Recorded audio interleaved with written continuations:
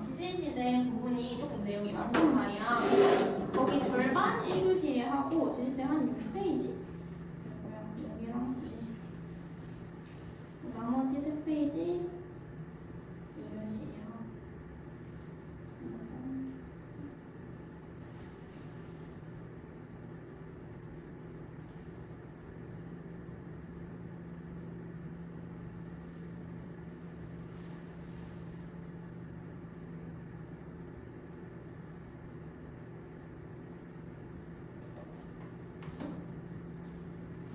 계남고가 퇴적환경 전까지가 실험이었어. 여기 다 한 건데 지금 또 없어가지고 퇴적환경부터 보면은 퇴적환경은 크게 육상환경, 연안환경, 해양환경 세 가지로 나뉘거든. 얘는 이렇게 그림 보고 외우는 게 제일 간단해. 그냥 육상환경은 누가 봐도 이렇게 육지 부분을 육상환경이라고 하는 거고, 해양환경은 바다 쪽. 근데 연안환경은 이 육지랑 바다를 잇는 이 부분을 연안환경이라고 하는 거야. 그래서 솔직히 딱 들으면 바로 알긴 하거든. 읽어보면은 육지에서는 주로 침식이 일어나. 우리 이런 거 배웠었잖아. 물 밖에 있으면 비바람이 치니까 바람 불고 비 내리고 이런 것 때문에 깎이는 거. 침식이 일어나지만 지대가 낮은 일부 지역에서는 퇴적도 일어나서 뭐 쇠설성 퇴적물이 퇴적되는데, 이것도 앞부분 내용이거든. 쇠설성 퇴적물, 뭔가 쌓여서 생기는 퇴적물이야. 예시로는 이렇게 실제 지역 이름이 나와. 선상지, 호수, 강, 사막, 빙하, 범람원이라는 게 있는데, 여기서 좀 주의해야 될 게 호수나 강 같은 거 있잖아. 얘는 물이니까 뭔가 연안환경, 해양환경이라고 생각하기 쉬운데 육지에 있는 거란 말이야. 그러니까 여기 위치를 잘 보면 호수도 여기 있고 강도 지금 잘 안 보이는데 뭐 이쪽에 있단 말이야. 그래서 얘는 육상환경이야. 물이 있다고 항상 해양이나 연안 이런 게 아니야. 이것만 주의하면 되고, 사막은 뭐 우리가 잘 아는 거고, 빙하도 잘 아는 거고, 선상지 같은 건 뭐냐면 뭐 산이 이런 식으로 있잖아. 그럼 비가 내려. 비가 내리면 여기 이렇게 물이 맺히는 걸 이제 계곡이라고 한단 말이야. 그럼 여기서 비가 내리고 이 물이 계속 쌓이면서 내려오면 결국 유속이 점점 약해진단 말이야. 그래서 이 산 밑에 이 평지를 만날 때 갑자기 이렇게 이 유속이 약해진 물들이 확 퍼지면서 이런 모양의 그런 지형이 생겨. 이런 부채꼴 모양의 지형. 그래서 얘 이름을 선상지.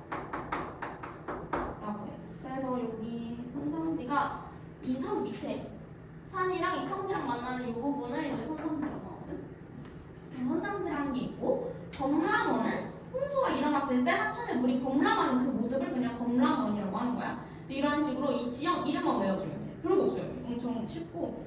연안환경은 육상이랑 해양 사이에 있는 곳이잖아. 그래서 보면은 이 그림으로 외워줘야 돼. 삼각주라는 게 있고, 조간대, 해빈, 사주, 석고 뭐 이런 게 있어. 다 처음 듣잖아. 그래서 그림 보면서 계속해서 외워주면 돼. 얘는 뭐냐면 이 선상지랑 삼각주랑 되게 비교하면서 많이 나오는데, 선상지는 이 육지랑 평지가 이렇게 만날 때 부채꼴 모양으로 생기는 요 부분, 여기를 선상지라고 하거든. 이 삼각주는 이 평지에서 바다 만나기 직전에 여기가 연안환경이라고 했잖아. 그럼 바다에서 또 유속이 약해져서 여기서 또 한 번 더 이렇게 삼각형 모양으로 확 퍼진단 말이야. 이렇게 쭉 가다가 갑자기 바다에서 넓어지니까 확 이렇게 퍼지는 거야. 이 삼각형 모양이 또 삼각주. 이론도 비슷하고 생긴 것도 비슷해서 되게 많이 비교되는데, 얘는 육상환경이고 얘는 연안환경. 요거 알아두면 되고, 그다음에 조간대, 해빈 이런 거 간단하게 알아두면 되는데, 조간대는 밑에 다 써있어. 만조대의 해안선과 간조대 해안선 사이의 구분이래. 그러니까 한마디로 만조랑 간조의 사이에 그 바다를 말하는 건데, 뻘 같은 거. 그러니까 조수간만의 차이 때문에 생기는 그런 지형. 그래서 요것도 6번도 그림 보면은 다 비슷비슷해 보이지만, 이 그림 보면은 확 들어온 거 보이지? 갯벌 같은 거 생각하면 되고, 그 다음에 해비는 해수욕장 생각하면 돼. 그래서 그림 5번 그림 보면은 여기 해수욕장의 그 뭐라 해야 되지? 모래 부분 생각하면 되고, 그 다음에 사주랑 석고는 이렇게 바다에서 한 부분만 이렇게 튀어나온 이렇게 생긴 바다가 있거든? 그럼 여기 주변에 이렇게 여감들이 생겨, 자갈들. 계속해서 이렇게 생기다 보면 언젠가 이게 뚝 끊겨져. 그래서 이렇게 바다가 육지랑 이렇게 끊겨진 이런 모양이 생기는데, 이 부분을 이제 석고라고 하고, 여기 자갈 모양, 자갈이 생겨서 새로운 지형이 되는 거를 사주라고. 근데 이렇게 자세히는 사실 안 나오거든? 그냥 사주 속고가 연한 환경이다 정도밖에 안 나와서 뭐 얘는 정의가 어떻고 이런 거는 외울 필요는 없고 그냥 그렇구나 하고 넘어가면 되는 별거 아닌 부분입니다. 그 다음에 마지막 해양 환경은 가장 넓은 면적을 차지하고 대륙붕, 대륙사면, 대륙대 여기에 플러스 요거죠. 심해서평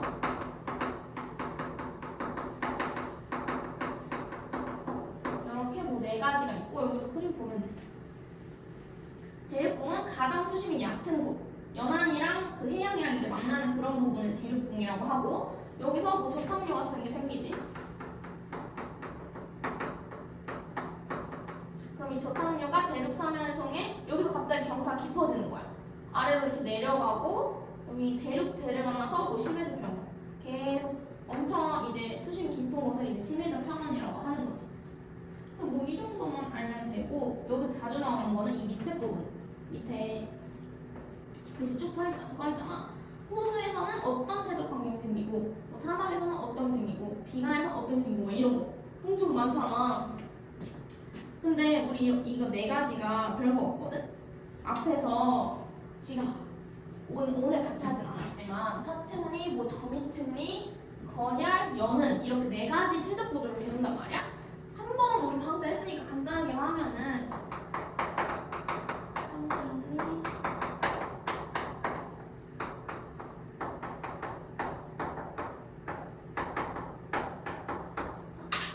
사층리는 태적 구조의 모양이 뭔가 이런 식으로 생기는 거지. 기억나? 그리고 사막이나 모래 입자가 작은 모래나 아니면 얕은 물 수심이 얕은 해수에서 뭔가 그 바람이나 물결이 이동하는 그 모양에 따라서 알아서 움직이는 거야. 이 모양에 따라. 그다음 점이층에는 수심이 깊은 물 속에서 갑자기 입자의 크기가 다양한 애들이 한 번에 쏟아지면서 밑에 부분은 입자가 큰 거, 위에 부분으로 갈수록 조금 작아지는 거 이런 모양이 이제 점층이었고 그 다음에 건열은 건조해가지고 이렇게 쫙쫙 갈라지는 거야. 이런 식으로 생긴 거. 연우는 이런 식으로 얘도 마찬가지 사층이랑 똑같아. 모래나 얕은 물 수심이 얕은 곳에서 뭔가 그 물결의 모양에 따라서 이런 식으로 생기는 게 연운이었어. 얘는 건조하지. 그냥 이런 특징만 외워주면은 내가 이 지형이 어떤 특징을 가지고 있는지 생각하면 되거든. 호수는 일단 물이야. 그럼 얕은 것도 있고 깊은 것도 있지. 사실 얘는 점이층리, 연은 다 일어나는데 그러면 물인데 왜 건조한 건열은 일어나지? 생각하면 그러니까 호수라는 게 사실 지금 지구가 생긴 지 46억 년 됐단 말이야. 그 시간 동안 계속 호수가 아니었어. 언제는 증발한 적도 있을 거고 물이 있던 적도 있을 거고 그렇기 때문에 건조를 같이 생각해줘야 돼. 물이 없을 때까지 생각한 거야. 그 지역에 다 증발했을 때. 그다음 사막도 사막 모래잖아. 그러니까 사층이나 연은 이렇게 생각할 수 있고 이걸 그냥 연관지라고 생각하면 돼. 그다음 빙하는 어떻게 생각하면 되냐면 빙하 이것도 주의해야 될 게 육상 환경이야. 육상 환경. 뭔가 물 얼음이랑 관련되어 있어 보이지만 육상 환경이고 얘는 빙하는 항상 산 꼭대기에 있어. 이거 그림 봐도 빙하 여기는 뭐지? 산에 얼음으로 색칠되어 있는 거 보이지? 빙하는 산 꼭대기에 있고 얘는 중력에 의해서 빙하가 항상 아래로 내려오는 거야. 산 위에서. 그러면 이 주변 암석을 긁겠지. 빙하가 딱딱하니까. 긁으면서 퇴적암을 만들고 긁으면 그 주변 산에 암석 부스러기들이 이렇게 떨어져. 그럼 그 부스러기들이 퇴적암을 만드는 거야. 그 부스러기들로 만들어진 퇴적암을 뭐 빙퇴석 이렇게 부르는데 이게 뭐 여감을 형성한다 이렇게 생각하면 돼. 잘 안 나와요 이거는. 그 다음에 삼각주는 말 그대로 바다니까 사층리 연은 얕은 바다야. 얕은 바다. 해민도 자갈이나 모래가 주로 퇴적되니까 모래사장으로 생각하면 돼. 그럼 사층리 연은. 조간대도 얕은 바다니까 사층리 연은인데 물이 왔다 갔다 하니까 건조해질 수 있겠지? 건열. 물이 있을 때는 아니지만 갑자기 나가면 원래 물이 있어야 되는데 없으니까 그만큼 건조할 거 아니야. 그래서 건열이고. 그 다음에 대륙붕. 대륙붕은 이제 얕은 바다야. 얘는 그 육지, 연안 환경에서 해양 환경으로 가는 그 사이에 수심이 얕은 부분을 말하는 거기 때문에 수심 200m 미만의 대륙붕이라고 하거든. 그래서 층리나 연은. 그다음에 대륙대는 가장 유명한 점이층리가 생기는 지점이었죠. 앞에서 점이층리 배울 때 바로 말하거든. 점이층리가 생긴 조건은 대륙대에서 이렇게 배우는데 점인층리는 입자가 다양한 요런 애들이 한 번에 이렇게 확 떨어질 때 생기는 거거든. 그러니까 뭐 호수가 있을 때 내가 주머니에 엄청 다양한 입자의 돌들을 가지고 여기 한 콩을 이렇게 던진다고 생각하면은 무거운 애들부터 이렇게 떨어진단 말이야.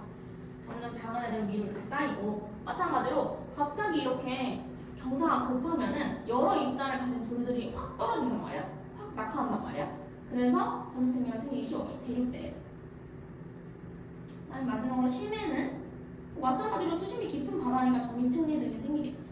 그럼 뭐 이렇게 세세하게 안 해도 돼. 그냥 지형의 특징을 알면은 뭐가 생기는지 알 수가 있어. 뭐 이런 게 있고, 그럼 문제 하나 풀어보자. 16번. 16번 한번 풀어봐.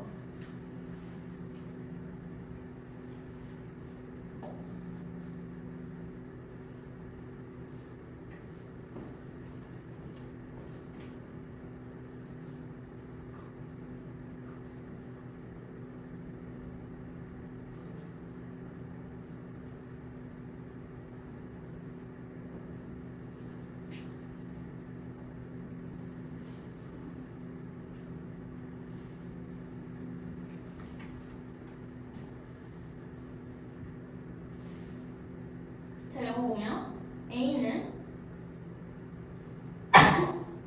A 부분 보면은 지금 그 육상 환경에서 연안 환경으로 가는 사이에 연결되는 요 부분을 말하는 거야.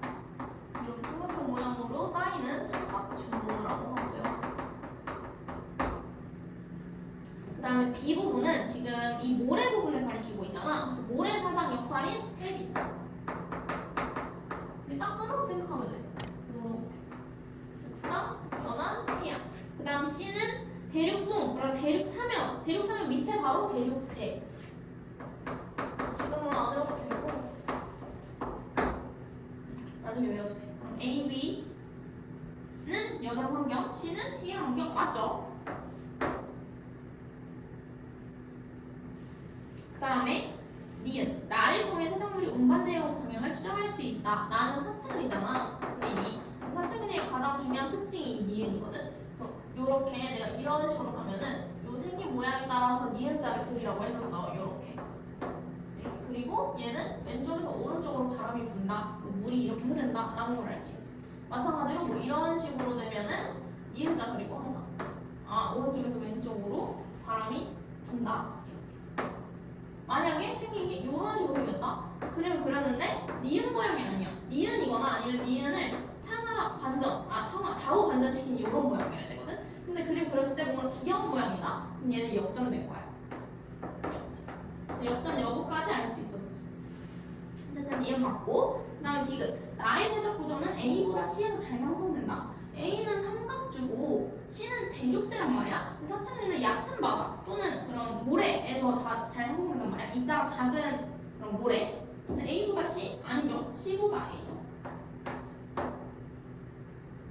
C는 대륙대니까 일단 해양 환경이라서 수심이 깊어. 삼각주보다. 삼각주 수심이 엄청 얕으니까. 답은 3번. 됐고, 여기는 나머지로 한번 풀어봐. 여기 문제 어렵지 않아서. 그 다음에 드디어 지진시대. 원래는 여기까지가 딱 절반 범위란 말이야. 그래서 내가 원래 여기까지 하려고 했었잖아, 저번에도. 근데 시험범위 아니라서 과연 기말고사는 어디까지 할지 모르겠지만 여기 한번 해봅시다.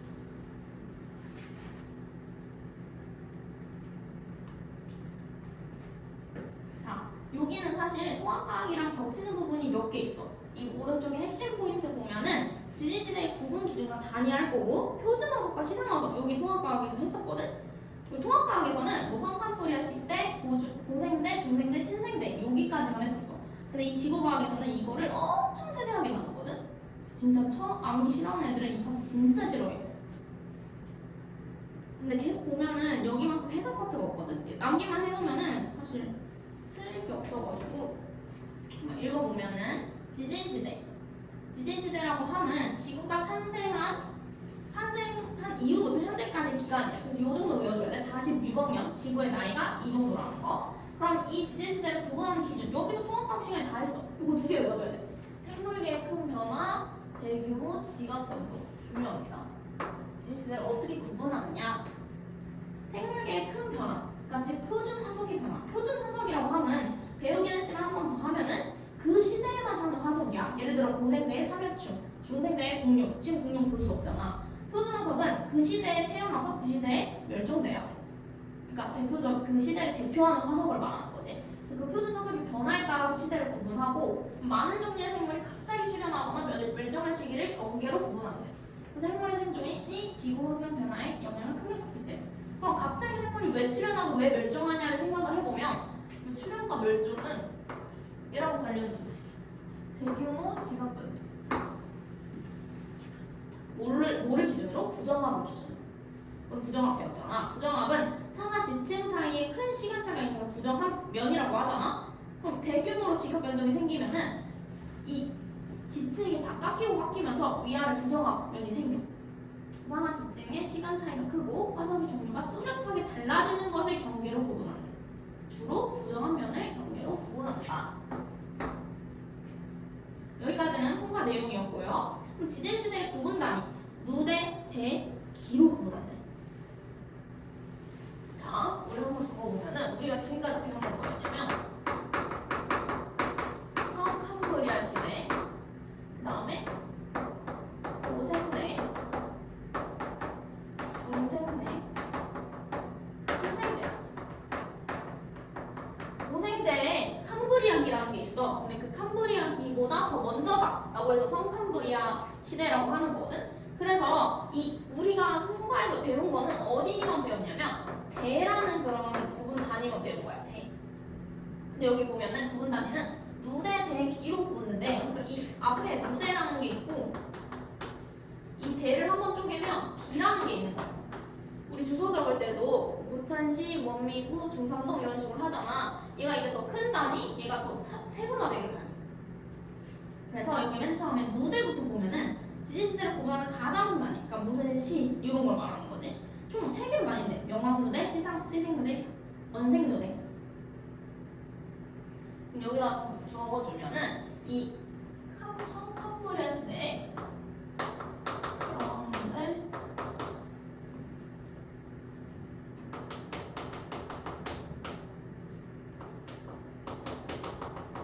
이렇게 있고 이 고생대, 중생대, 신생대가 현생누대. 누대로 나눴어요. 근데 여기서 주의해야 될 게 뭐냐면 주의해야 될 건 아니고 알아둬야 될 게 이 명왕누대 여기를 붙여줘. 왜냐면 원래 우리 작년 1호 개정까지는 시생, 원생, 현생 3개밖에 없었거든? 2호 교육과정에서 명왕누대라는 게 추가됐어. 별건 없어. 그냥 아무것도 없는 그런 시대라고 하는 건데 추가된 거니까 알아두면 좋죠. 그래서 명왕, 시생, 원생을 합쳐서 성캄브리아 시대라고 하고요. 하나씩 읽어보면 명왕누대는 왼쪽 보면은 뭐 우리 빛 쓸 때 명이라고 하잖아. 밝을 빛. 근데 그런 명이 아니고 어둠, 뭔가 저승명 같은 느낌이라고 생각하면 돼. 그래서 지질학적 증거가 거의 남아있지 않아. 46억년부터 40억년까지 6억 년 동안 그냥 아무 그런 정보가 없대. 그런 시대를 명왕누대라고 하고, 그다음에 시생누대, 원생누대 이 이름 값을 하거든. 시생누대는 앞에 시가 있잖아. 그래서 뭔가 시작됐다 생각하면 돼. 최초의 생명체가 등장. 이렇게 각각의 특징을 기억하고 있어야 돼. 시생누대는 최초의 생명체. 뒤에 자세하게 배웠는데 남세균이라는 생명체가 생기고요. 원생누대는 대기 중에 산소가 공급되고 다세포 생물. 생물은 이때 생겼고 시생 때 처음 생겼고 원생은 조금 더 진화된 그런 생물이 출현한 거지. 그다음에 현생누대는 지금 우리가 아는 고생대, 중생대, 신생대 화석이 풍부하게 상출되는 시기. 그냥 시기로 나눈 거고. 왼쪽에 시생누대랑 원생누대는 왜 화석이 거의 발견되지 않을까? 원래 맨 처음에 지구는 마그마 바다였단 말이야. 근데 미행 상태의 그 충돌이 줄어들면서 온도가 낮아지니까 그 마그마들이 원시 지각으로 바뀌고, 그리고 비가 내니까 그 수증기가 비가 되고 원시 바다가 되고 이런 식으로 점점 엄청 뜨거운 지구에서 지금 현재 온도까지 다다른 거란 말이야. 그러니까 초기에는 엄청 살기 힘들었지. 뜨거우니까. 그래서 생물체에 단단한 부분도 없었고 뼈나 껍데기 같은 게 없었대. 말랑말랑했대. 그러니까 오래 살기가 힘들었지. 지층이 오랫동안 지각 변동을 따라서 화석이 변형되거나 소실되었대. 그리고 또 밑에 밑에 보면 이거 보면은 생물 개념. 생물들은 환경에 적응하였고 적응하지 못한 생물은 멸종하고 생물이 출현하기를 반복해왔대. 이것도 통과투에서 생물 다양성 파트에서 배운 내용이에요. 이것도. 아 누대는 이렇게 나누는구나 하고 그 대를 보면은 이 대는 우리가 잘 알아. 이 현생 누대로 대로 하면은 고생대, 중생대, 신생대 이렇게 나눠지. 대는 생물의 출현과 진화 등 생물계의 큰 변화가 가는 시기를 기준으로 고중, 신으로 외운대. 그럼 이제 제일 어려운 게 이거야. 누대까지도 별거 없어. 그냥 네 가지잖아. 근데 이름도 뭔가 그렇게 어렵진 않아. 여기 기. 여기서부터 이제 머리 터지는 거야. 대를 세분화하는 시간 단위. 고생대는 6개의 기가 있고 중생대는 3개의 기, 신생대는 또 3개의 기가 있대. 밑에 그림 한번 보고 이거 진짜 다 외워야 돼. 세세하게. 이렇게 누대를 보면은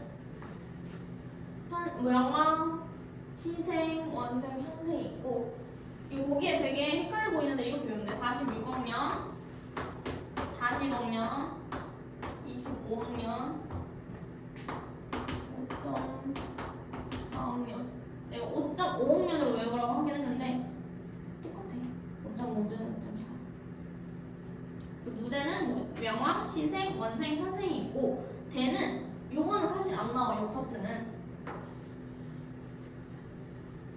고중신 뭐 이런 거 나오는데 그래도 어렵지 않으니까 외워주면 좋아. 똑같이 고중신인데 여기에는 초시생대라는 게 추가되고 얘도 마찬가지로 원생대 똑같이 고중신, 원생대, 중원생대, 신원생대 이렇게 되어 있는 거라서 가벼워. 근데 어려운 건 이제 오른쪽 여기야. 그럼 이제 대를 또 기로 나눈대. 그럼 고생대 6개 기가 있대고 탐벌이야기, 오도비쓰기, 실루리야기, 대문기, 석탄기, 패문기. 중생계에도 3가지 기가 있어. 트라이아스기, 쥐라기, 백악기. 얘네들은 좀 익숙하지 않아. 공룡 영화 볼 때 뭐 백악기, 쥐라기 이렇게 하잖아. 트라이아스기, 쥐라기, 백악기가 있고 신생대에는 고진기, 신진기, 제4기가 있대. 요것도 좀 쳐줘야 돼. 왜냐면 작년 연도 일이 바뀌었어. 원래 팔레오기, 네오기, 제4기 이렇게였거든. 요런 말이 새로 생겼어. 요것도 이 계정.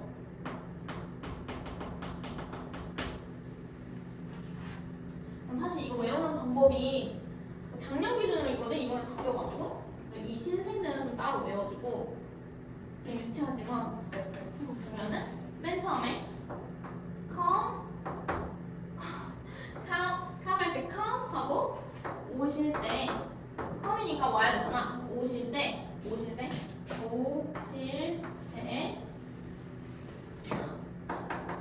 석탄과 페인트를 쥐고 와라. 쥐라 134개 뭐 이렇게 있거든. 석탄과 페인트를 쥐라 원래 이게 제3기였단 말이야. 134개 이렇게 했는데 이게 134개를 이제 할 수가 없어. 고진기, 신진기 이렇게 돼가지고 여기는 살짝 없애고 이 앞에 보면 사실 고생대 외우는 게 제일 힘들거든. 사무실 대석회, 트지백, 판례사 뭐 이런 식으로 외우는데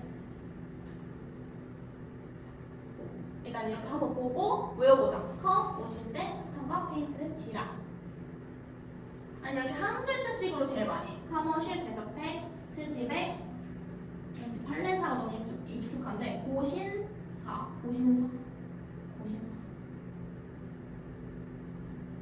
또 계속 보면 익숙해질 거야. 일단 지금은 처음이니까 그냥 이렇게 기 순서대로 외우는 걸 먼저 하고 이게 진짜 어려운 게 이 각각 기마다 어떤 화석이 있고 어떤 그런 특징이 있는지도 다 외워야 돼. 진짜 짜증나지. 그리고 화석이 고생대 우리 그냥 간단하게 뭐 삼엽충 이 정도 했잖아. 근데 이거 보면 알지만 되게 많거든. 화석이 중생대도 그렇고. 네, 짜증나는 거는 이 그 화석이 언제 출현하고 언제 멸종하는지까지 다 외워야 돼. 그래서 일단은 지금 안 외워도 됩니다. 천천히 일단 집 가서 그냥 문제 풀면서 외워보면 돼. 이렇게 하고 그 다음에 지진시대의 상대적 길이. 자, 이것도 되게 많이 나오는데 성칸브리아 시대가 일단 제일 길고 원래 오래될수록 긴 거 알지? 성칸브리아 시대 제일 길고 그 다음에 고생대, 중생대, 신생대 순이래. 근데 주의해야 될 건 성칸브리아 시대에서 이 원생, 시생, 명왕 순서라는 거야. 원생이 제일 길고 그 다음에 시생, 그 다음에 명왕인 거야.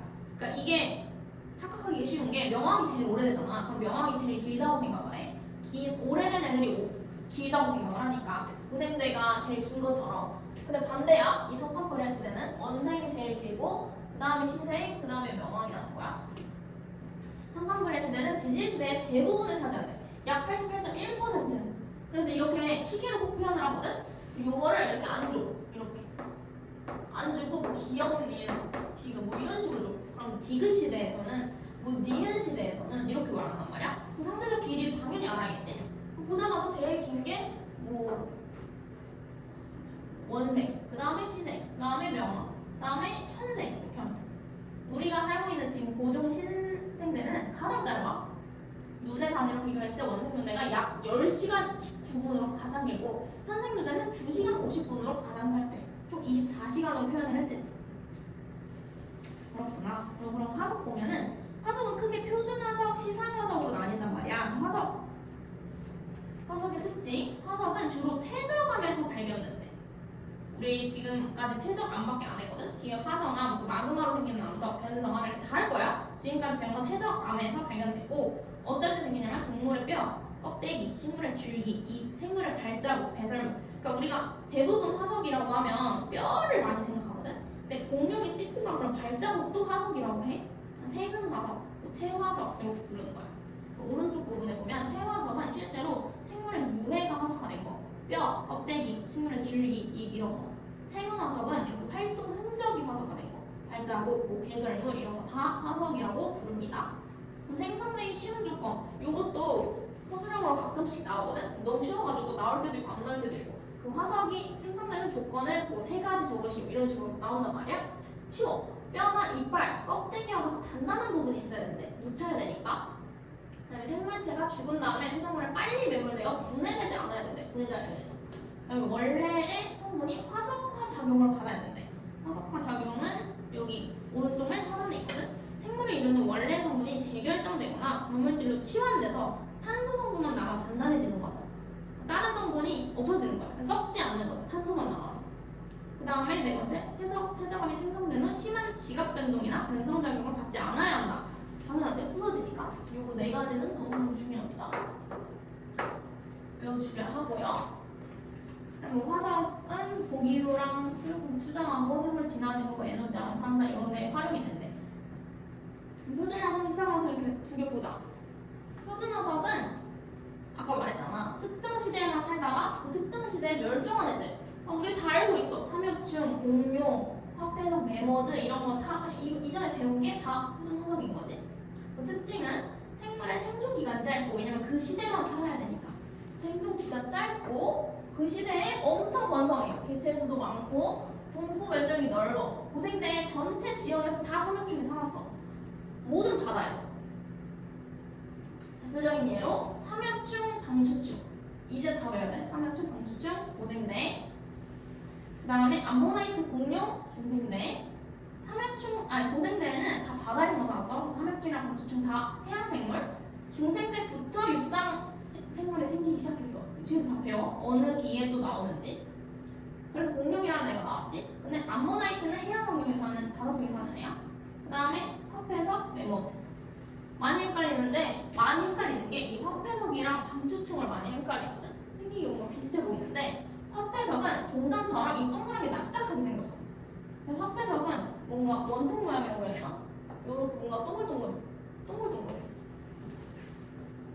납작한 모양이 아니에요. 그리고 시상화석은 완전 반대지. 이 표준이랑 시상을 엄청 비교하면서 나오거든. 표준은 그 지층 대비에 이용하는 거야. 특정 시대에만 사는 거잖아. 시상화석은 지금도 살고 있는 거야. 산호나 고사리? 우리 지금도 먹고 보잖아. 그러니까 특정 환경에 사는 거지. 생물이 살았던 당시의 환경을 알려주는 화석. 환경. 두 개 엄청 비교되니까 특징을 알아야 돼. 얘는 환경과 관련되어 있는 거야. 특정 환경에서만 서식한 생물의 화석. 조건을 보면은 생존 기간이 길고 지금도 사니까 완전 반대지. 표준은 짧고 분포 면적이 좁으며, 왜냐면 특정 지역에서 사니까. 환경 변화에 민감한 것이 유리하다.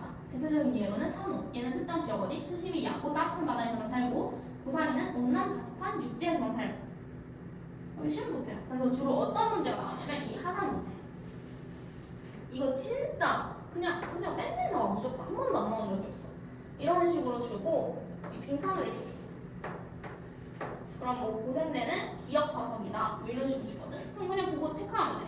생존 기간이 기니까 얘 그냥 치석이네 바로. 분포 면적도 좁고 얘는 표준이네. 분포 면적 넓고 생존 기간 짧고 바로 체크하면 돼서 어려운 건 아니야. 예시도 알아보면 좋죠. 그렇죠? 시상은 사실 산후 고사리밖에 안 나와서 이것만 하면 돼.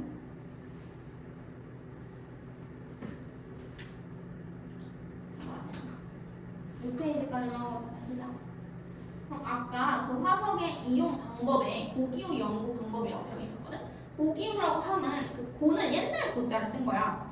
과거의 기후를 고기후라고 해. 그럼 과거의 기후를 어떻게 판단을 하냐? 화석이나 뭐 엄청 많아 연구실 한 거. 뭐 시상화석, 나무나이테, 꽃가루화석, 종류석과 석순, 산호골격, 빙하코어, 빙하연적, 유공초화석 다 알아둬야 돼. 자, 왼쪽 읽어보면은 고기후 연구.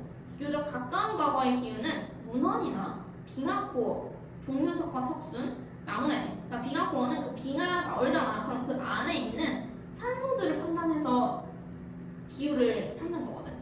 종류석과 석수는 얘네들이 계속 1년에 몇 cm씩 자라니까 이런 걸 가지고 판단하는 거고, 나무 나이테도 나무가 나이 들면 들수록 나이테가 하나씩 증가하니까 그런 거. 산호도 나이가 들면 들수록 이렇게 진화해. 계속 이렇게 더 자라. 주변에 이렇게 생기면서. 꽃가루 등을 통해 연구한다. 근데 만약에 엄청 먼 과거다? 그럼 나무도 벌써 죽었지. 산호도 죽고. 그러니까 고생물 화석, 지층의 퇴적물, 빙하의 흔적을 통해 연구한다. 그러니까 엄청 먼 과거랑 그냥 가까운 과거랑 연구 방법이 다르다는 거야. 요거는 그냥 어렵지 않아서 하나씩 읽어볼게. 시상화석은 아까 배웠잖아. 그 환경으로 알 수 있는 거지. 과거의 환경으로. 알 수 있는 고기후는 이 시상화석의 종류와 분포로부터 과거 환경을 추정한대. 그럼 과거에 이 지역에서 뭔가 고사리 화석이 발견됐어? 그럼 이 지역은 뭔가 온난 수준한 육지였겠구나. 이런 걸 예측할 수 있다는 거지. 근데 한계점, 장점, 시상화석의 종류가 많지 않대. 오케이. 그럼 두 번째, 나무 나이테. 나무 나이테 개수와 폭을 연구하여서 과거의 기온과 강수량 변화를 추정할 수 있대. 이것도 가끔 나오는데, 기온이랑 강수량이 많을수록 폭이 넓어. 나무 나이테 폭이 두껍고 넓을수록 기온도 높고 강수량도 많은 거야. 나무가 잘 자라겠지? 폭이 넓고 밀도가 작아진다. 밀도는 작아진다.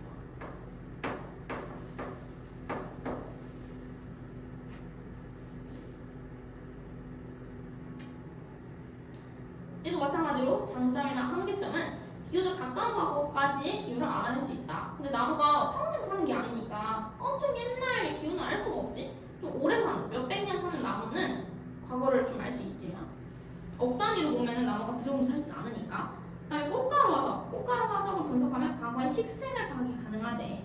그러니까 침엽수, 화렵수 꽃가루를 찾는 거야. 그러니까 꽃가루 화석을 찾았는데 뭔가 침엽수립이다. 그러면 좀 추운 곳에서 살았던 애네 이렇게 찾는 거지. 식생의 종류에 따라 기온 강수량을 추정할 수 있대요. 근데 뭐 다른 지역에서 이금이 왔을 수도 있어서 정확도가 떨어진대.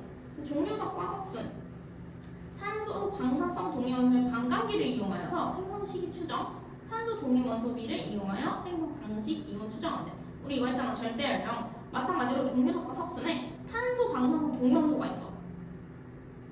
종류석이랑 석순은 탄산 칼슘으로 이루어져 있단 말이야. 그래서 얘네들을 절대 연령 이용해서 또 나이 판단할 수 있대요. 이것도 알아둬야 돼. 종류석과 석순은 간빙기에는 빠르게, 빙하기에는 느리게. 어떨 때 잘 자라고 어떨 때 안 자라지. 간빙기는 좀 따뜻할 때 말하는 거야. 빙하기는 평상시보다 온도 많이 낮을 때. 그러니까 따뜻할 때 잘 자라는 거지 얘네들은. 근데 산호도 마찬가지로 계절별로 산호의 성장 줄무늬가 달라진대. 그래서 뭐 이런 걸 보고 계절 온도 파악할 수 있고, 기온 옛날 기온. 그다음에 빙하코어 요게 제일 중요해.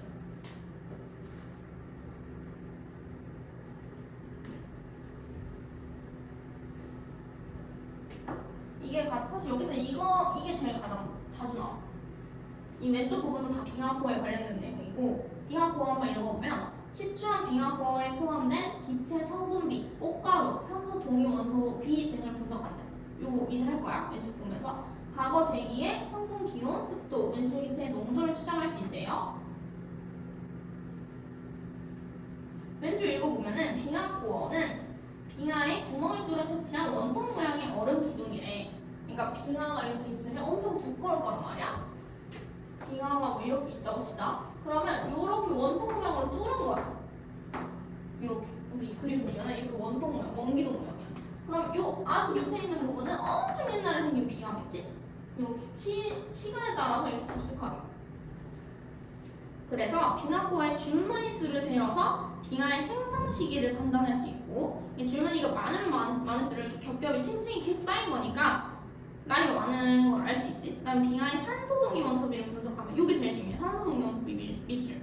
당시 기온을 알 수 있으며 빙하 속 공기방울을 분석하면 대기 중 이산화탄소 농도 변화를 알 수 있어서 과거 기온을 예측할 수 있다. 산소 동위원 소비를 어떻게 사용하냐? 이게 원래 작년까지는 그냥 무조건 하는 거였는데 이번 2계정부터는 천체 교과서에만 나오는데. 근데 천체 아니지? 아니었나? 그러면 그냥 하지 말자. 얘는 복잡한데 교과서에 없으면 안 해도 돼. 그냥 그러면 얘는 빙하 코어는 그냥 산소 동위원 소비 등을 분석한다. 이 정도만 알아주고 어떻게 하는지는 몰라도 될 것 같아. 어차피 교과서에 없으니까. 그 다음에 지지시대 기후, 이것도 중요한데, 자, 이런 그림이 되게 많이 나오거든. 우리 성탄코리아 시대부터 중생대, 고생대, 중생대, 신생대 이렇게 했잖아.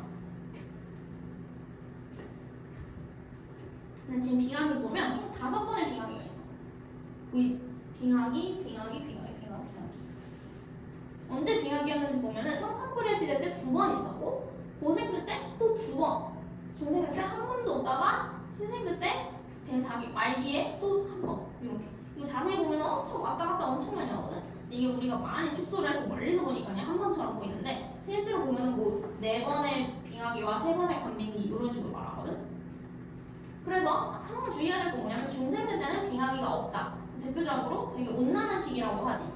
읽어보면은 성탄코리아 시대에는 온난한 시기와 한량한 시기가 반복됐고 후기 온도가 갑자기 상승했대. 이렇게 반복하다가 상승.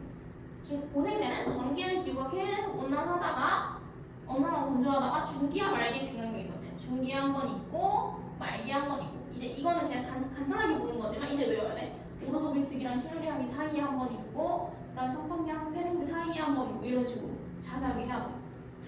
중생대 때는 계속 온난하다가 이게 뭔가 빙하기처럼 보일 수 있지만 빙하기의 그런 정의는 뭐냐면 현재 온도를 기준으로 하는 거야. 지금 우리는 제4기야. 우리 아직 신생대야. 여기란 말이야. 현재 기온은 이쪽이란 말이야. 근데 지금 현재 기온이랑 비교했을 때 현재 기온보다 훨씬 높잖아. 그러니까 그렇게 기온이 낮아졌다고 해서 빙하기는 아니야. 요거는 착각하면 안 돼. 빙하기 아니고. 그 다음에 신생대 때는 초기에는 온난하였으나 후기에는 여러 차례 빙하기가 나타났대. 내가 아까 말했잖아. 이 신생대 후기에 빙하기 한 번 있는 것처럼 보이지만 엄청 확대해서 보면은 기온 차이가 엄청 장난 아니야. 기온 변동이. 요렇게 올라갔다가 내려갔다가 올라갔다가 내려갔다 이런 식으로 된다. 여러 차례 빙하기라는 것도 알아두면 좋겠죠. 그래서 지금까지는 뭐 어떤 기에 뭐가 있고 어떤 기에 뭐가 있고 이렇게 자세하게 안 했고 그냥 큰 틀로 봤어. 날씨가 어땠고, 기후가 어땠고, 그다음에 뭐 누대, 대기 어떤 식으로 나눴고 뭐 이런 정도만 했고, 그럼 한번 문제를 풀어보고 시작.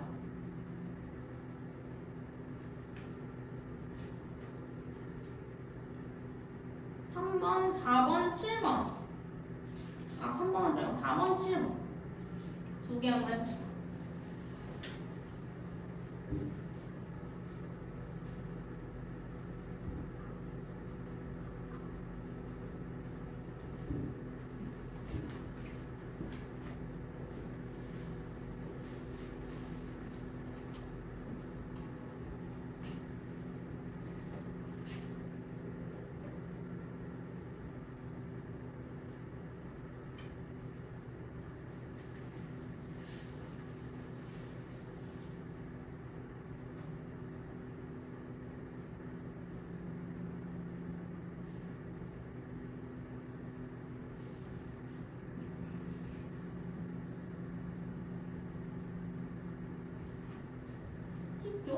요거는 순서대로 성탄코리아 시대 고생대, 중생대, 신생대.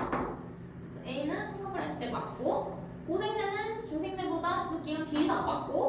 다음에 A, D 시대 중에 D, 신생대 화석이 가장 적게 가장 많아. 그러니까 지금 현재로 진화할수록 더 다양하고 뭔가 발전된 그런 진화된 화석이 발견되지. 많은.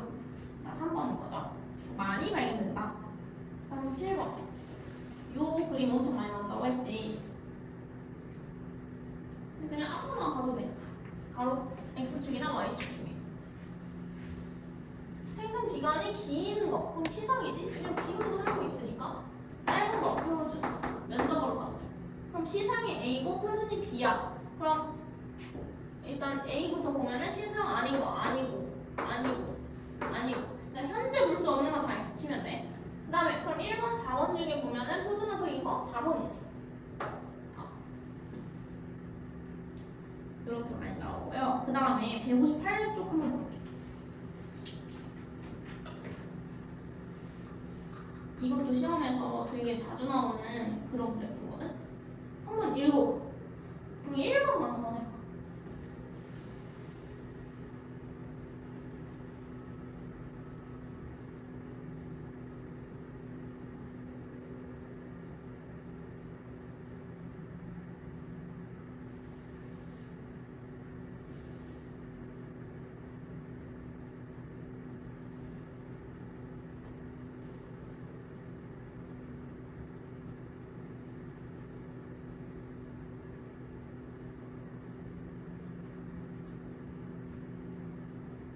이거 할 수 있겠어?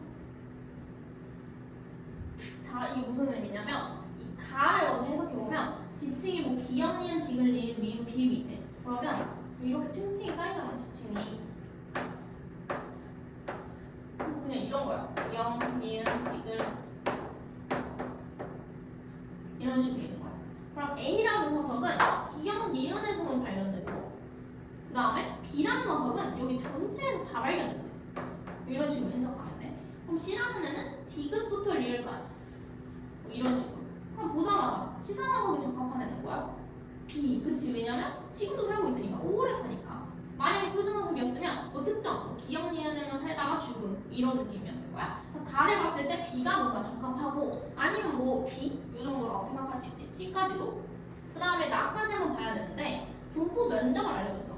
시상화석의 특징이 뭐였어? 분포 면적이 좁았지. 특정 환경에서만 사니까. 아 그러면 이 좁은 애 A나 B를 생각을 하면 되겠지. 근데 A는 지금 특정 지층에서만 사니까 아니고 B겠네. B가 제일 적합하다 이렇게 쓰면 되고. 그러면 설명할 때는 가에서 생물의 생존 기간이 가장 길고 나에서 생물의 분포 면적이 좁은 B가 가장 적합하다 이런 식으로 표현하면 되겠지. 마찬가지로 2번. 그럼 표준 화석에 적합한 걸 고르래. 똑같이 하면 돼. 그럼 가에서는 생존 기간이 짧아야 돼. 특정 시기에만 살아야 되니까. 그럼 뭔가 A나 E가 좀 적합해 보여? 그럼 나까지 봐야 되니까 나는 분포 면적이 어때? 넓어야 돼. 표준 화석이니까 전체 그런 그 특정 시대의 전체 면적이 다 살아야 된단 말이야. 그러니까 뭔가 D나 E 이 부분이 적합하겠지. 둘 다 만족하는 E가 가장 표준 화석으로 적합하겠지. 그래서 이번에는 가에서 생물의 생존 기간이 짧고 나에서는 생물의 분포 면적이 넓은 E가 가장 적합하다 이런 식으로 적어. 이거는 되게 쉬운 편의 문제인데 이걸 많이 변형해서 이런 표가 되게 자주 나와. 그래. 나중에 3번은 그냥 OX니까 해보면 되고 여기까지 하고 잠깐 쉴게요.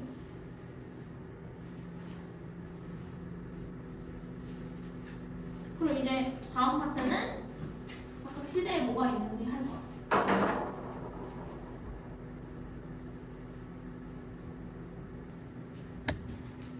줄글로 보면은 조금 힘드니까 내가 지금 프린트에다가 이 완자 내용을 좀 채워가는 그런 느낌으로 한번 해볼게.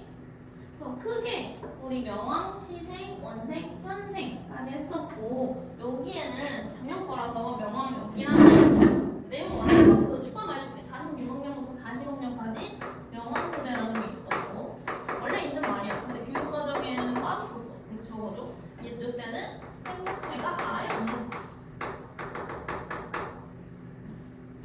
추가. 책도 같이 공부하자. 그래서 성컨코리아 시대 읽어보면은 오랜 시간 동안 지각 변동을 봐서 생물을 알기 어렵다. 생물들이 바다에만 서식한다. 이때 바다에만 서식하는 이유는 오존층이 없어서 그래. 자외선을 그대로 다 받으니까 생물들이 살 수가 없어. 아직까지 오존층이 생성되지 않은 거야. 그래서 바다에서 바닷속에서 사는구나 알고 명왕누대에는 생물체가 없었고 그 다음에 시생부터 생물체가 생겼지. 여기 적혀있는 건 딱 외우면 되거든. 이 줄줄이 다 읽을 필요 없어. 시생누대는 남세균이라는 생물이 처음으로 생겼대. 그러니까 최초의 생물체인 거지. 시작됐다 시생누대. 남세균은 다른 말이 시아노박테리아라는 말이야. 그러니까 똑같은 말이니까 헷갈리지 말고 이 남세균이 화석이 된 이름은 스트로마톨라이트. 그러니까 얘네 다 똑같아 셋 다. 그래서 왼쪽에 읽어보면 스트로마톨라이트는 얕은 바다에서 원핵 생물인 남세균이 퇴적물과 함께 침상으로 쌓여 만들어진 동신원 형태의 퇴적 구조래. 그래서 똑같아. 이게 사진이 없는데 그냥 보면은 그냥 이렇게 생겼으면 동그랗게. 아 여기 사진 없나?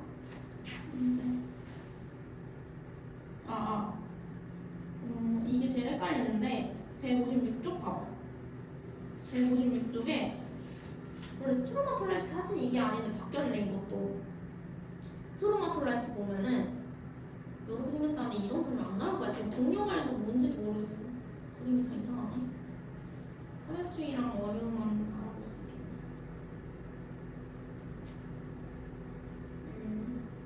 어쨌든 이거는 잠깐 넘어가고 얘는 사진으로는 거의 안 나와가지고 아 여기도 있구나. 154쪽에서도 사진이 있구나. 남세균 시아노박테리아 스트로마톨라이트라고 한다. 근데 여기 책에는 원래 시아노박테리아라고 배웠었어. 근데 이 책에 사이아노박테리아라고 적혀있거든. 이 완자에. 이것도 바뀐 말이야. 똑같은 말인데 그냥 뭐 알아두면 돼. 이렇게 바뀌었구나. 그 다음에 스트로마톨라이트랑 호상철광층이라는 게 바뀌는데 그래서 여기 밑에다가 이거 추가해줘. 스트로마톨라이트랑 호상철광층. 무슨 말인지 되게 어렵지. 자, 남세균의 가장 큰 특징이 광합성을 한단 말이야. 이게 진짜 제일 중요해. 아나운서. 그러니까 우리 명왕누대 때까지는 지구에 산소가 없었어. 근데 시생누대부터 남세균이라는 애가 생기면서 이산화탄소를 산소로 바꾼 거야. 그래서 여기 위에 이렇게 적혀있지. 산소량이 이때부터 증가하기 시작했다. 그럼 산소가 생겼어 지구에. 그러면 이제 여기 호상철광층이라고 하면 여기 적혀있는데 산소가 해수 중에 철 이온과 결합하여 호상철광층이 형성되는데 왼쪽에 보면은 산소랑 철이랑 결합하면서 산화철이 생기는 거야. 산화철은 좀 어두운 색이거든. 근데 이제 또 산소랑 규질이랑 결합하면서 밝은색의 물질이 생긴단 말이야. 그럼 이렇게 어두운 게 생겼다가 밝은 게 생겼다가 어두운 게 생겼다가 밝은 게 생겼다가 이런 식으로 뭔가 줄무늬 모양의 띠 모양 형태를 호상철광층이라고 해. 자세하게 알 필요는 없고 그냥 산소가 생김으로써 만들어지는 지형이다 정도 알아두면 됩니다. 그래서 뭐 시생누대는 여기까지가 끝. 그럼 이제 원생누대는 더 다세포 동물이 출현하기 시작했지. 그래서 이 다세포 동물 중에 하나인 에디아카라 동물군 요것만 알아두면 되거든. 시생이랑 원생은 각각 스트로마톨라이트, 에디아카라 동물군 딱 두 개가 나와. 요것도 그냥 화석의 이름입니다. 다세포 생물의 화석의 이름. 그래서 왼쪽 세 번째를 한번 보면은 얘는 호주의 에디아카라는 지역의 지명에서 따왔대. 무척추 동물로서 해파리, 벌레, 해면동물 등 단단한 골격이나 껍데기가 없는 부드러운 몸체를 지녔대. 그러니까 지금 시대로 생각해보면 해파리, 뭐 해면동물 이런 식으로 생겼다는 거야. 바닷속을 떠다니거나 해저에 붙어 살았을 것으로 추정된다. 여기 그림 보면은 에디아카라 동물군 교과서에 완자에 그림 보면은 이런 식으로 바다 위에 붕붕 떠다니는 거 보이지? 이런 느낌이었대. 다세포 생물이래요. 그다음에 여기는 없는 말인데 여기 로디니아 항상 여기 적어주세요. 원래 초대륙이라는 거를 지구과학 1단원 그냥 맨 처음에 배운단 말이야. 근데 우리는 사라졌어. 이런 적이 있었는데. 그래서 우리는 지금 초대륙을 잘 모른단 말이야. 원래 로디니아라는 걸 당연하게 알아. 지금 지구는 판이 계속해서 움직이면서 대륙이 하나로 합쳐졌다가 쪼개졌다가 이게 계속 반복되고 있단 말이야. 지금 현재 수륙 분포는 판이 쪼개진 상태야. 우리 뭐 여기 뭐 아시아 대륙 있고 북아메리카 이거 이렇게 다 쪼개져 있잖아. 원래는 이 모든 대륙이 하나로 합쳐져 있었어. 그 최초의 초대륙이 로디니아라고 해. 모든 대륙이 합쳐져 있는 이 전체 초대륙을 로디니아라고 하고 이게 한번 떨어졌다가 그 다음에 다시 붙은 거 그게 이게 판계야, 판계. 이게 가장 우리 지금이랑 제일 가까운 조대류. 제일 최근의 조대류. 판계하에서 분리가 된 게 지금 현재 수륙급거예요. 이건 근데 교육과정이 아니니까 몰라도 돼. 완자에 있으니까 로디니안 하는 건데 판계하는 뭐 알아두면 좋지. 나오긴 하니까. 계속 초대륙이 생겼다가 생겼다가 이게 일단 반복이 된다. 근데 원생부대 때 로디니아라는 초대륙이 형성이 됐었다. 이 정도만 알면 됩니다. 그럼 다시 부서 적겠지? 다시 쪼개 적겠지? 그래서 원생부대는 이렇게 에디아카라 동물군 이 정도만 알면 되고요. 이 성과풀이 시대는 별거 없어요. 여기까지 끝이야. 그럼 이제 고생대 들어갈게. 고생대가 가장 뭐가 많지? 고생대 보면은 카모실, 배석패 이렇게 앞글자로 해도 되고 컨, 오실대, 석탄, 페인트 뭐 이렇게 또 하라고 했지. 외워주면 되고 순서대로 캄브리아기, 오르도비스기, 실루리아기, 대보기, 석탄기, 페르기 이렇게 천천히 해볼게. 우리 대표 표준 녀석은 그냥 삼엽충, 뭐 갑주어, 방주축 이렇게 외우지 말고 꼭 이 순서대로 외워. 삼필, 갑방 이 순서대로 외워야 돼. 왜냐면 이 안자에 보면은 주요 화석 부분에 오른쪽에 이 그래프 있는 거 보지? 보이지? 삼엽충은 고생대 전체에 다 살았어.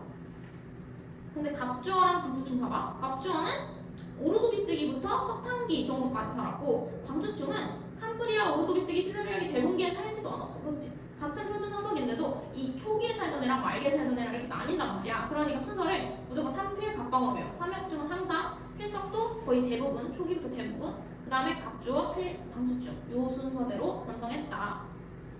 무조건 이렇게 알아두시고 그 다음에 여기 하나씩 보면은 캄브리아기부터 볼게. 여기 환경부터 보자. 완자의 환경부터를 보면은 기후가 대체로 온난했대. 근데 오르도비스기 말과 석탄기 말에 빙하기가 있어. 그래서 이 그림 보면은 마지막에 빙하기에 해골 표시를 해놨거든. 잘 보면 돼. 오르도비스기 말과 석탄기 말. 헷갈리는 거 적어놓을게. 석탄기 말. 여기는 뭐 작게 한 번 있었는데 그냥 알아두면 되고요. 크게 여기.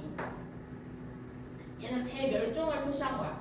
근데 보통 빙하기 때 멸종이 일어나니까 빙하기랑 멸종이 거의 동일한 게 많지. 얘는 동일하진 않지. 그 다음에 수륙분포. 원생부대 때 로디니아가 형성됐잖아. 그럼 다시 부서졌다가 다시 합쳐져. 다시 합쳐지는 걸 판게아라고 해. 그래서 페른기 말 때 판게아가 형성되었대. 요때 판게. 얘도 초대륙의 이름이야. 그래서 가장 중요한 게 지금 해골 표시 보면은 이 페른기 말 때 해골 표시 가장 크잖아. 근데 지질시대를 구분하는 기준이 뭔가 생물체가 크게 변할 때 구분을 하잖아. 고생대 말 때 엄청 크게 변한 거야. 그래서 여기는 이때 살던 생물의 거의 90%가 다 죽었다고 생각을 해. 그래서 중생대로 넘어간 거지. 이 이유가 뭐냐면 판계가 형성돼서 그래.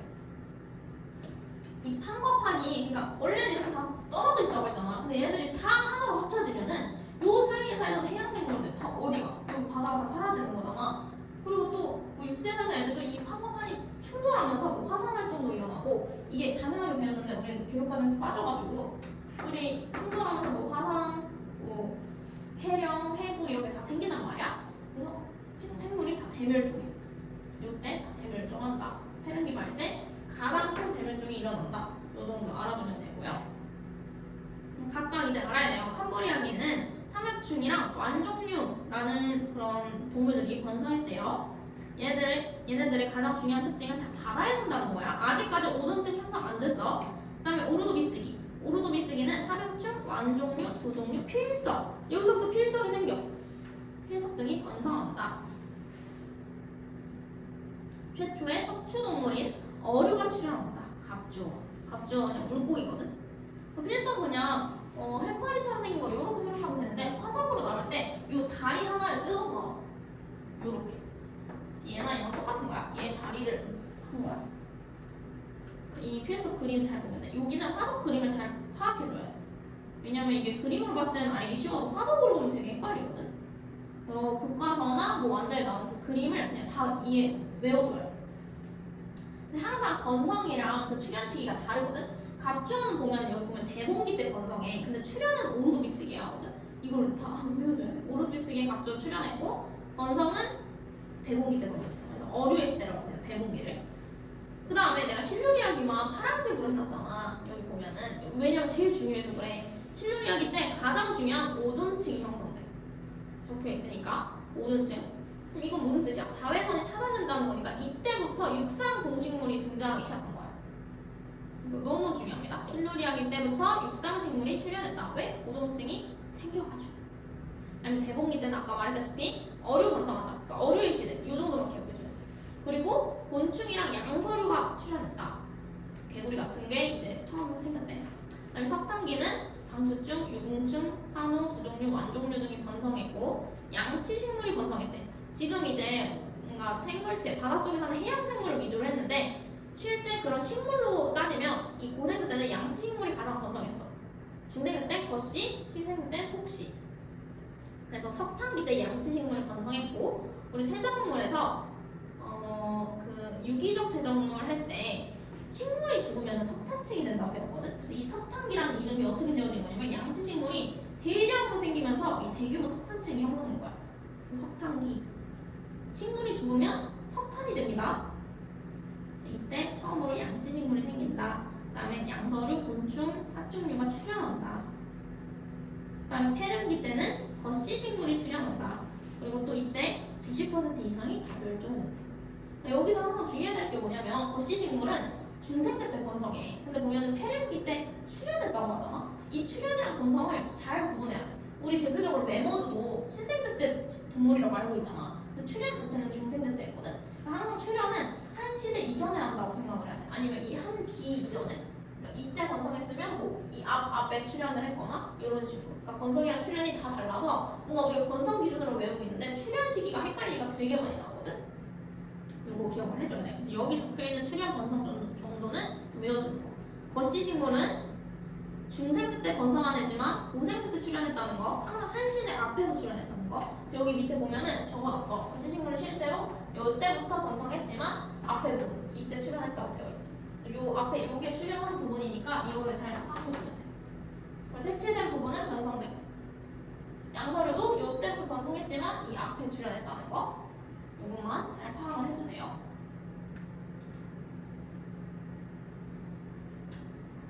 자, 식물로 보면은 순서대로 양치식물, 거씨식물, 속씨식물이야. 이거 기억해줘야 돼. 고생대 때 양치, 중생대 때 거씨, 신생대 때 속씨. 그러면 중생대 때 거씨는 고생대 때 출현했고 신생대 때 속씨는 중생대 때 출현했어.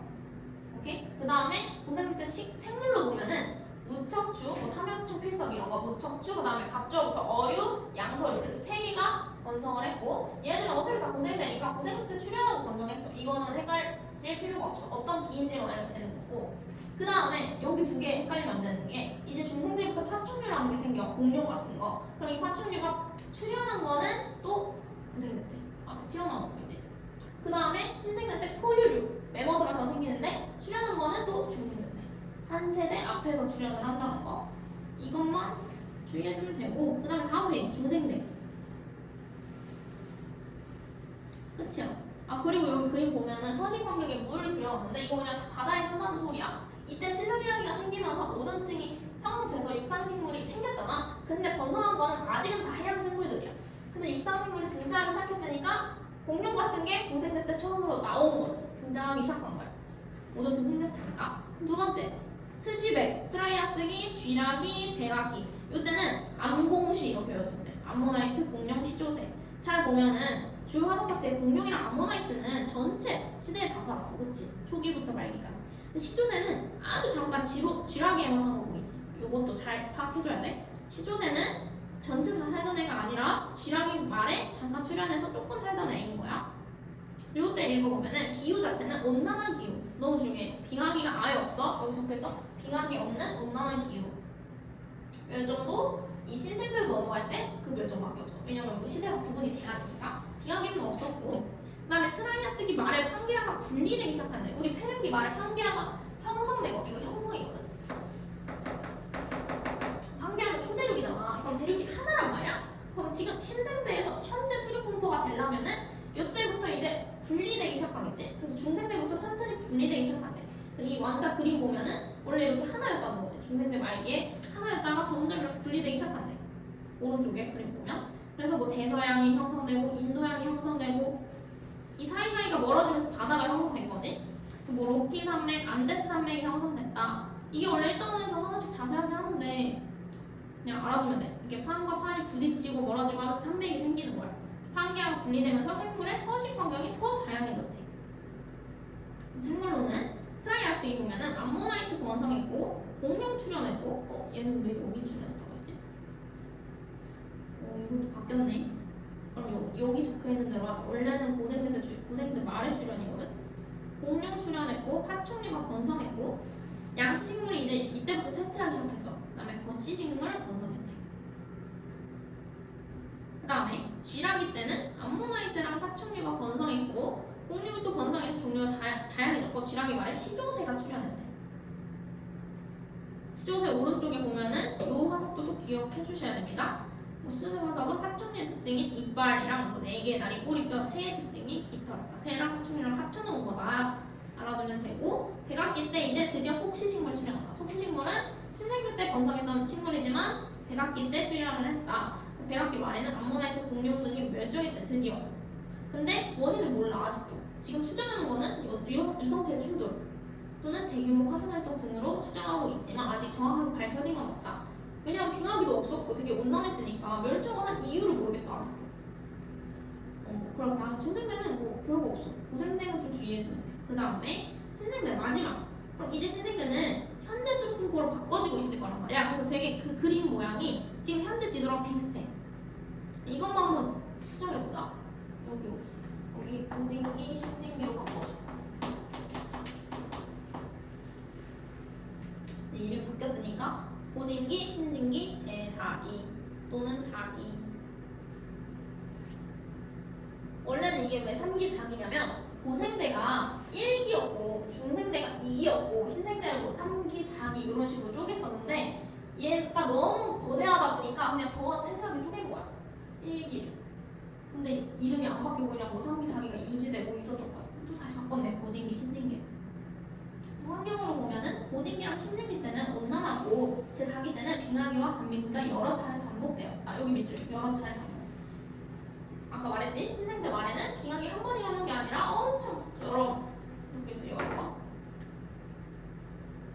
추웠다가 따뜻하다, 추웠다가 따뜻하다. 그다음 수륙 분포는 현재와 비슷한 수륙 분포가 형성되었다. 히말라야 산맥과 알프스 산맥이 형성되고 대서양과 인도양이 더 넓어졌대. 더 넓어졌으니까. 아니 그 대륙과 대륙 사이가 더 멀어졌으니까. 그다음 태평양은 또 좁아졌대. 그치? 이것도 가끔씩 나오는 신생대의 특징으로 히말라야 산맥이 형성되고 알프스 산맥이 형성되고 원래는 알프스 산맥이 작년에 없었어. 추가됐어. 원래 히말라야 산맥만 나왔는데 신생대는 또 알아두시고요. 그다음 생물은 포유류가 번성하여 종의수가 많아졌고 조류도 번성하였으며 혹시식물이 번성하였다. 포유류의 시대 또는 조류의 시대라고 한대. 그래서 고진기, 신진기는 묶어서 그냥 제3기라서 한 번에 보는데 속시식물이 번성해서 산림과 넓은 초원이 형성됐고 포유류가 번성할 수 있는 환경이래요. 유공충의 일종인 화폐석이 번성하였다가 멸종했대. 보면은 화폐석이랑 매머드도 보면은 화폐석이 초기에 살았고 매머드가 후기에 사는 거 보이지. 제3기에 고진기, 신진기의 화폐석, 그다음에 제4기에 매머드가 살았어. 물론 매머드 출현은 중순대 때 했지만 번성은 또 다른 거야. 매머드를 비롯한 대형 포유류가 번성했고 인류의 조상이 출현했대. 오스트랄로피테쿠스 이런 애들이 제4기 때 생겼다. 말기에 매머드는 멸종했다. 그쵸? 여기 적혀있는 것만 알면 돼. 마찬가지로 암모나이트는 해양 환경, 공룡이랑 시조새는 육상 환경, 화폐석도 해양, 매머드는 육상. 그래서 사실 우리가 아는 매머드, 공룡, 시조새 이런 셋 빼고 그냥 다 해양이야. 이런 뭐 헷갈리게 이상하게 생긴 애들 그냥 다 해양 환경에 사는 애라고 생각하면 돼.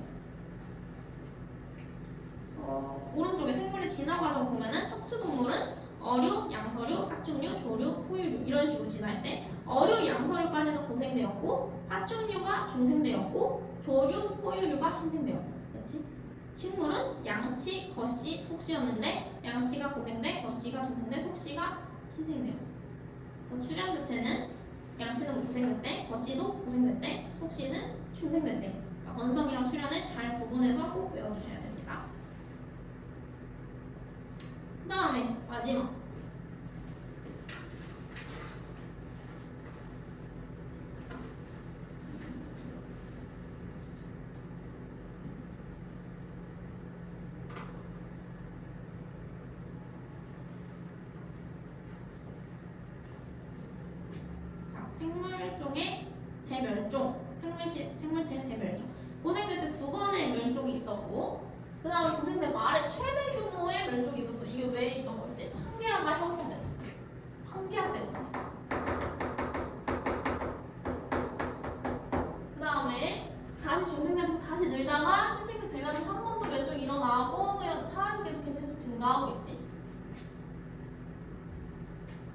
뭐총 멸종 횟수가 5되고 고생대 말에 따라 한번 대멸종 일어났다가 왜? 환기화랑 뭐 대규모 화산. 환기화가 형성되려면 한꺼번에 충돌하면서 화산 활동이 어쩔 수 없이 생기는 거야. 그다음에 중생대 말 때 두 번째로 큰 대규모 멸종 현상이 일어났대. 원인은 몰라. 유성체의 충돌이 가장 유력하대요. 환경의 형성이 생물에 미치는 영향. 이것도 자주 나와. 해안선의 총 길이가 짧아진다.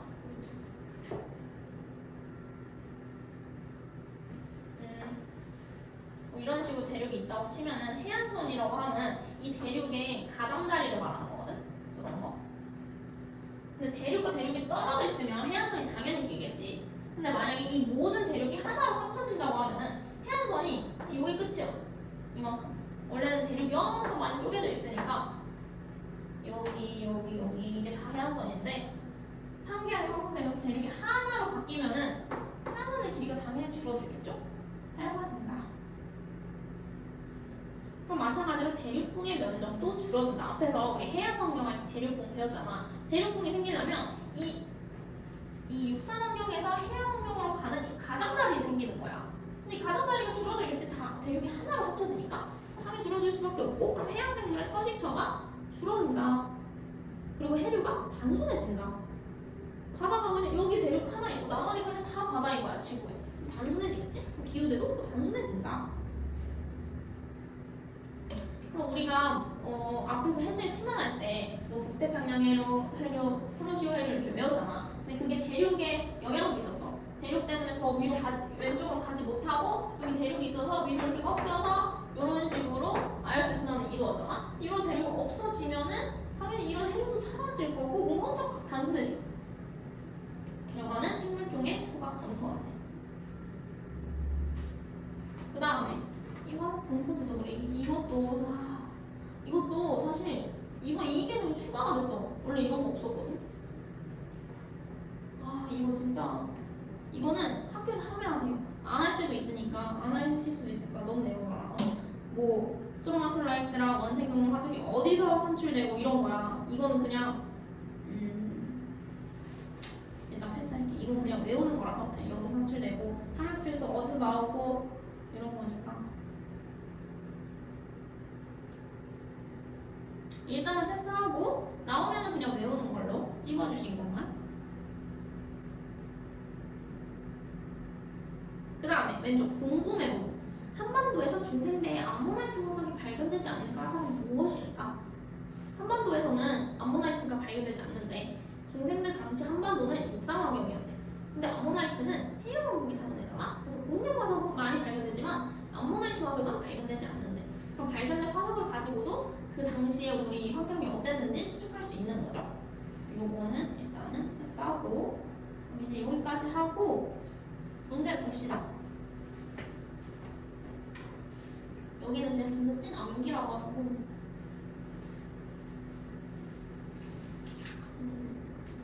여기도 그냥 외우면 다 할 수 있죠. 이 그림을 꼭 기억해놔. 근데 이런 거는 좀 쉬우니까 실제 사진으로 된 거 그림을 좀 알아놔야 돼. 실제 사진은 되게 헷갈리거든. 누가 뭔지. 틀렸어? 왜? 사진이 그치, 사진 헷갈려. 우리 이렇게 줄 때도 있고 아까 말했던 이거 필수 다리잖아. 근데 이게 다리가 아니라 그 해파리처럼 생긴 거 줄 때도 있단 말이야. 해파리가 외웠는데 다리를 그래서 들렸어? 네. 근데 필석 있어요. 둘 다 자주 나와. 다리 줄 때도 있고 해파리 줄 때도 있고. 둘 다 봐줘야 돼. 그냥 모든 그런 자료들을 다 파악해줘야 돼. 그러면은 볼게요. 이것도 중요한 파트 풀자. 9번, 14번, 16번, 19번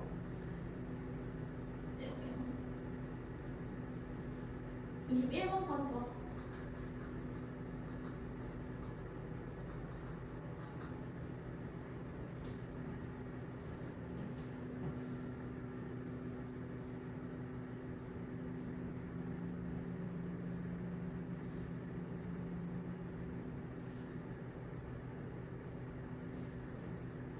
그래서 4번은 내가 하지 말자고 했는데 그냥 맞는 걸로.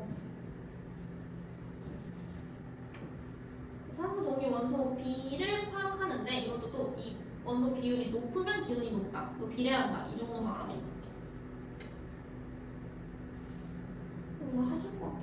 이거 너무 중요한 법칙이었어가지고.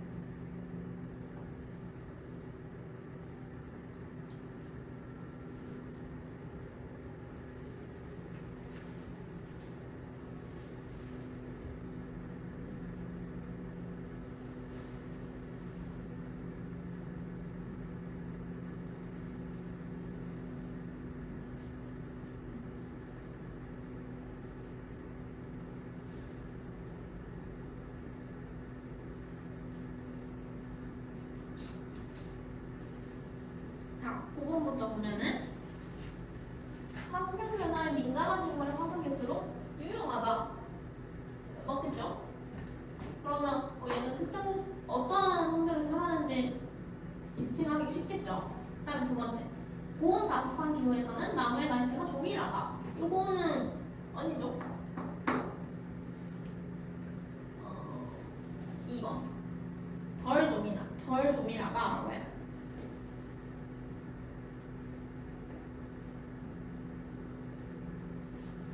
다음에 빙하 속 공기 방울의 이산화탄소 농도가 높았던 시기에는 기온이 높았을 것이다. 그치, 이산화탄소가 많으면 많을수록 기온이 높죠. 온실 효과가 일어나니까. 그다음 4번, 빙하를 구성하는 물 분자의 산소동의 연소비는 기온이 높을수록 높게 나타난다. 이게 맞는 말인데 나올지도 모르니까 그냥 간단하게 보면은 빙하에 속한 산소동의 연소비. 산소동의 연소비가 딱 두 개 나오거든. 빙하는 기온이랑 비례. 이게 높으면 기온이 높아. 근데 해수로 다를 때가 있어. 해수의 산소동의 연소비는 기온이랑 비례. 그러니까 빙하랑 해수를 같게 생각하면 안 돼. 빙하가 뭔가 물 위에 둥둥 떠다니니까 해수나 빙하가 똑같지 않을까 이렇게 생각할 수 있는데 우리 앞에서 배웠다시피 태적 환경에서 빙하는 육상 환경이었잖아. 그래서 육상 환경을 생각해야 돼. 빙하가 아니라 뭐 구름 이런 식으로 알고 있거든. 육지. 그러니까 육상 환경이랑 관련된 거는 전부 다 기온이랑 산소동의 연소비랑 비례한 거고 해수라고 나올 때도 있고 아니면 해양생물의 뭐 폐전물 아니면 뭐 해양생물의 등껍질 뭐 이런 식으로 나올 때도 있어. 그러니까 해수랑 관련된 거는 산소동의 연소비가 기온이랑 반비례한다. 요 정도만 외워주면 사실 문제 다 풀 수 있거든. 그래서 일단 4번은 맞아. 근데 만약 이 빙하가 아니라 뭐 해수를 구성하는 이런 말이었으면 틀렸지 4번이. 다섯 번째, 빙하 속에 보존되어 있는 꽃가루 화석 이용하면은 과거 식물의 분포나 기온 추정할 수 있죠. 그 다음에 14번.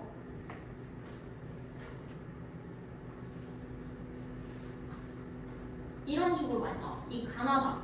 이거 순서 찾기 많이 나오는데 우리 고생대 말에 판게아가 형성되었다는 거를 외웠어.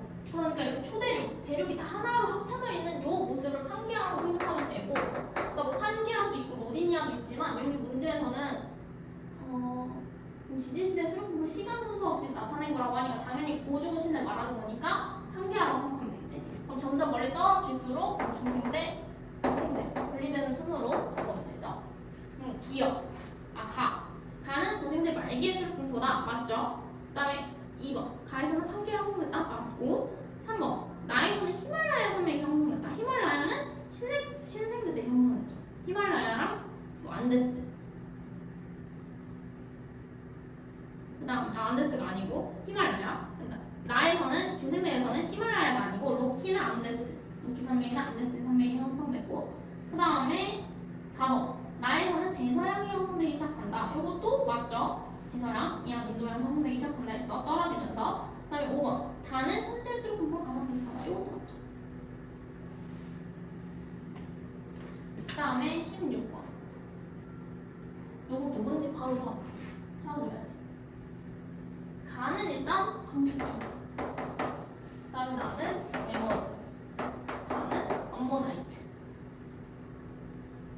그래서 기억은 맞고요. 니은은 나가 번성하시는 신생대잖아. 신생대 때는 속시식물이 번성하였지. 이 말이 맞으려면 덧시식물이 출현했다. 뭐 이런 식으로 나와야겠죠. 디귿. 다가 번성한 시대에는 육지에서 공룡이 번성했다. 맞네요. 3번.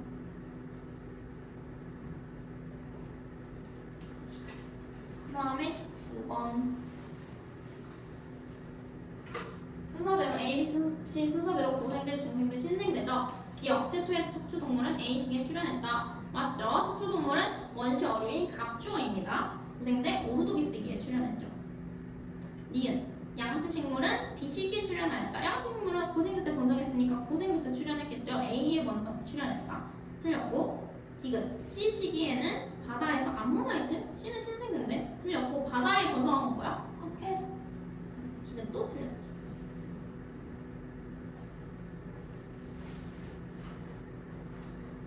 그 다음에 이거는 지층에 뭐가 나오는 산출되는지까지 알려줬으니까 그냥 해도 되는 문제. A는 3회충이 산출됐대. 그럼 고생대 때 바다라고 생각을 하면 되겠죠. 구성 암석도 석회암이랑 셰일이고 태적 구조는 연은이래. 그럼 수심이 얕은 물 밑에서 형성된다. 요 정도 생각할 수 있겠죠. 그 다음에 지층 B는 공룡 발자국이 산출됐네. 그럼 중생대였고 또 이 시기 때 육지였다. 요거까지 알 수 있어.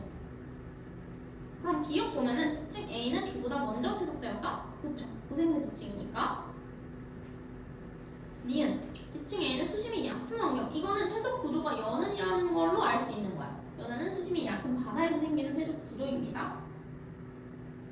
디귿. 지층 A는 육지에서 지층 B는 바다에서 바뀌었네. A가 바다고 B가 육지겠죠? 그래서 틀렸고 기억 니은.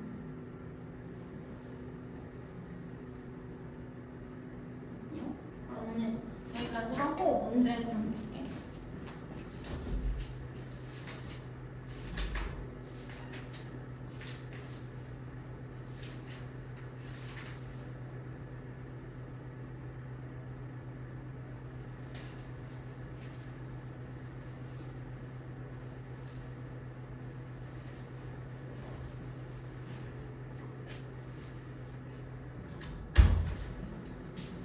근데 이미 완자 하나하나 바꿀 수 있겠지만 여기 그냥 간단한 문제들이거든?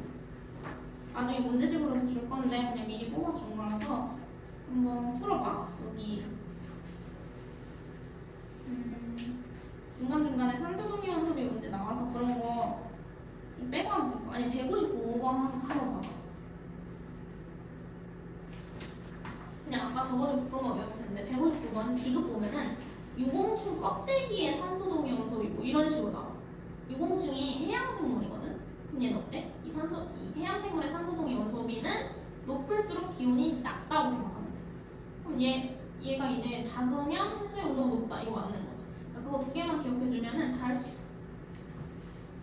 이런 식으로 뭐 유공충 껍데기, 뭐 해양, 해수, 뭐 산호, 뭐 이런 식으로 해양에 관련된 거는 그 산소동이온 소비가 기온이랑 반비례다. 알아주면 됩니다. 또 129번 보면 아까 나왔던 그런 표 같은 거 똑같이 자주 나옵니다. 화성이랑 지층이랑 비교하는 거 129번.